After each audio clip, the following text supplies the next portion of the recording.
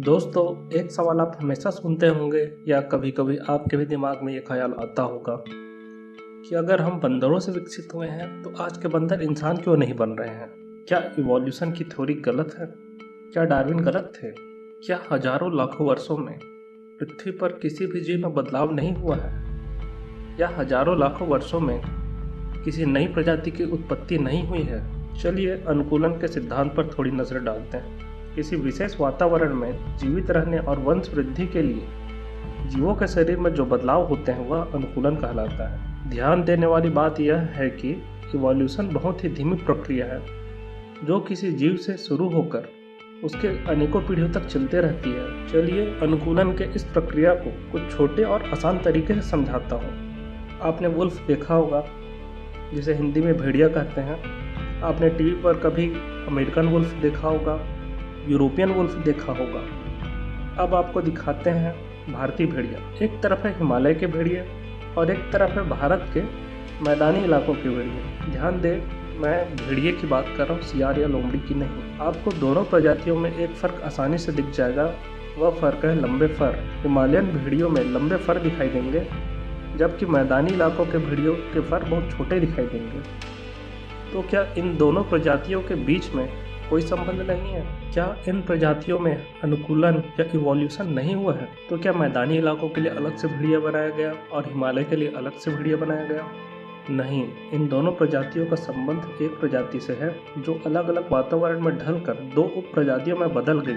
जहां हिमालय के ठंडे तापमान में जिंदा रहने के लिए एक प्रजाति में लंबे फर विकसित हो गए और एक प्रजाति में फर बहुत पतले रह गए ताकि वह गर्म जलवायु में जिंदा रह सके। यहाँ पर फिर आपके दिमाग में ख्याल आएगा कि अगर गर्म जलवायु के भेड़िए को हिमालय के ठंडे वातावरण में छोड़ दें तो उनके फर हिमालय भेड़ियों की तरह घने और लंबे हो जाएंगे। नहीं, अनुकूलन या इवोल्यूशन बहुत ही धीमी प्रक्रिया है जो किसी जीव से शुरू होकर आने वाली अनेक पीढ़ियों तक चलते रहती है। अगर हम गर्म जलवायु वाले भेड़ियों के समूह को ठंडे जलवायु में छोड़ दें और यह प्रजाति वातावरण में जिंदा रहने और प्रजनन करने में सफल रहे तो उनके आने वाली पीढ़ी पिछली पीढ़ी से थोड़ी अलग होगी। उनमें ठंड से लड़ने के लिए थोड़ी ज़्यादा क्षमता होगी। फिर पीढ़ी दर पीढ़ी इनके फर थोड़े बड़े होते जाएंगे। भेड़ियों में एक छोटे से बदलाव देखने के लिए 500 से 1000 वर्ष तक का समय लगेगा। यह समय और भी ज़्यादा लग सकता है। आप अपने आसपास किसी भी जीव को देख सकते हो, उस प्रजाति से मिलती जुलती उसकी अनेक उपप्रजाति दिख जाएंगी। जैसे कि टाइगर। पूरी दुनिया के टाइगर एक जैसे नहीं होते हैं। भारत के टाइगर, रसिया के टाइगर, इंडोनेशिया के टाइगर। पूरी दुनिया के भालू भी एक जैसे नहीं होते हैं। भारत के भालू, अमेरिका के भालू, यूरोप के भालू, रसिया के भालू आदि। ये सभी जीव अपने वातावरण के अनुसार ढल चुके हैं और अलग अलग उप प्रजातियों में बदल गए हैं। बाघ या बिल्लियों जैसे दिखने वाले जीवों को विडालवंशी कहा जाता है, जिसे इंग्लिश में फेलाइन कहते हैं। जैसे कि शेर, बाघ, तेंदुआ, जगुआर, चीता आदि। भूतकाल में जाए तो इनका संबंध एक ही प्रजाति से था। इसी तरह किनाइड ग्रुप को देखते हैं। कुत्ते से मिलते जुलते जीवों के समूह को किनाइड कहते हैं। इस ग्रुप में भेड़िए, कुत्ते, लोमड़ी, सियार, जंगली कुत्ते आदि आते हैं।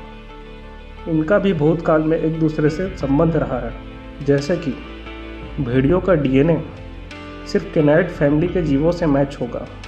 उदाहरण के लिए भेड़िए का डीएनए जंगली कुत्ते से मैच होगा, सियार से मैच होगा, लोमड़ी से मैच होगा, लेकिन भेड़ियों का डीएनए सांप या खरगोश से मैच नहीं होगा क्योंकि वह अलग प्रजाति है, वह अलग जीव समूह है।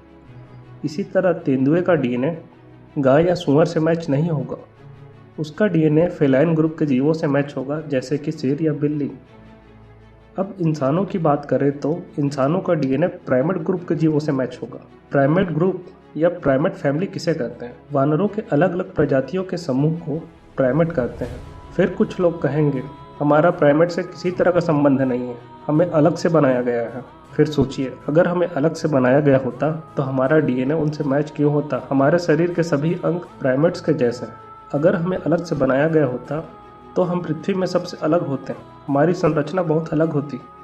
भूतकाल में प्राइमेट्स की अलग अलग प्रजातियां अपने वातावरण के अनुसार ढलते गए और अलग अलग प्रजातियों में बदल गईं। अफ्रीका महाद्वीप में कई तरह के प्राइमेट प्रजातियां रहती हैं और विलुप्त हो चुके प्राइमेट के अवशेष भी मिलते हैं जो इंसानों से मिलते जुलते हैं, जो अनुकूलन के दौरान अलग अलग कारणों से विलुप्त हो गए।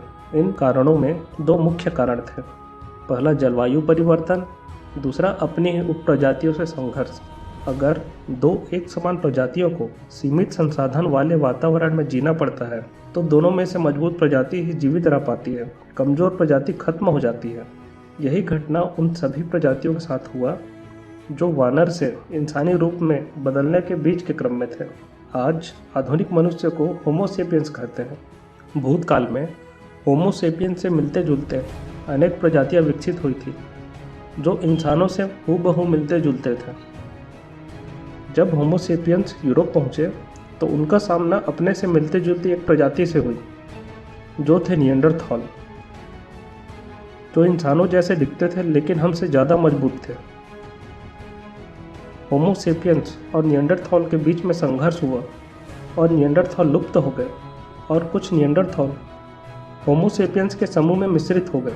यह मिश्रण हमें आज भी दिखाई देता है। निएंडरथॉल का डीएनए आज भी सबसे ज़्यादा यूरोप के लोगों में मिलता है। इस तरह से वानरों से इंसानों का अनुकूलन हुआ। अब आपके दिमाग में फिर से वही सवाल आएगा कि इंसानों के पूर्वज बंदर थे तो बंदर इंसान क्यों नहीं बन रहे हैं? देखिए, अनुकूलन बहुत ही धीमी प्रक्रिया है। वानरों के रूप या आकार में एक छोटा सा परिवर्तन देखने के लिए हमें दो चीज़ें चाहिए। पहला, एक नया वातावरण, दूसरा 1000 वर्ष का समय। अगर हम किसी बंदर को नए और मुश्किल वातावरण में छोड़ दें तो उसके शरीर में कुछ बदलाव होंगे। वह बदलाव देखने के लिए हमें कम से कम 1000 वर्ष का समय चाहिए। दोस्तों, भविष्य हम देख नहीं सकते हैं, इसलिए हम पुराने समय में हुए अनुकूलन को अवशेषों के जरिए देखते हैं। आपके मन में भी कुछ सवाल हो या सुझाव हो तो प्लीज़ कमेंट करें और लाइक और सब्सक्राइब करना ना भूलें।